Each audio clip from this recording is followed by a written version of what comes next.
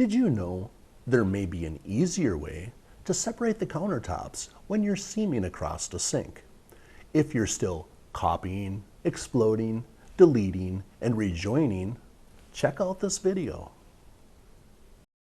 Start off by inserting the sink into the countertop as you normally would.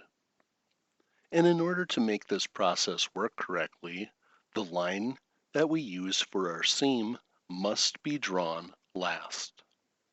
You can see the order of the existing center lines by going to the Layers tab and then either expanding and searching for the layer or using the Find button at the top. Choose Find and then select the line that you want to find. You'll see it highlighted in the list. If you like to use this line by extending it, you can move it down so it's at the bottom of the list and it'll work fine. I prefer to draw a new line. So I'll choose to draw a line, and then the first point will start at the intersection of my center line and the front edge of the countertop. And for the other end, I'll choose perpendicular to the front edge and drag it back across the back edge, leaving a longer tail so it's visible. Upon completion, we have Geo8, a new geometry in our list. And if you click on it, you'll see that the new line is highlighted, verifying that it was the last one drawn. So now, with our seam line drawn properly, we can choose Cut, which we'll find on the Edit tab. And when we choose it, we'll be prompted to select the cutting geometries.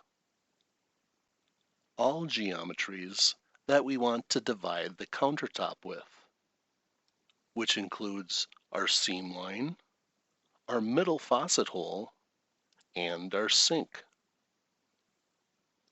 After selecting them, we'll finish. And we'll be prompted to select the geometries to cut, which is the outline of our countertop.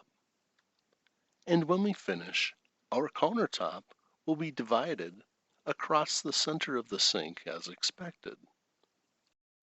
We can easily delete the extra geometry by moving the two pieces away from each other. You can use regular move, but I'm going to use Move Parts from my Park Industries toolbar. Selecting the edge of the part by clicking on it and then clicking to set it down into a new location. Now I can easily delete my leftover reference and seam lines. And I'm left over with the two parts of my countertop. Thank you for watching. Now you know what I know. One more thing. Did you know that we have hundreds of resources available on our website for machine training and service? To find them, go to parkindustries.com. Thank you for choosing Park Industries.